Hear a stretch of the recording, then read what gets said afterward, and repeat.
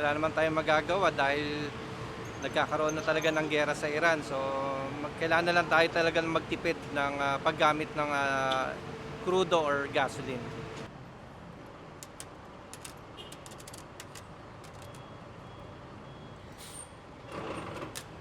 Ngayon, nahihirapan na kami magkarga ng gasolina dahil tumataas ng dumadami ng nagpapakarga ng gasolina sa ngayon dahil nababalitaan natin tataas daw ang gasolina bukas.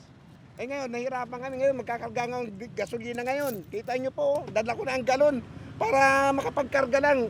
Kasi siksikan na po hindi na makasingit eh. Hindi ko na maisbilay, mahaba na ang pila dito ng jeep eh.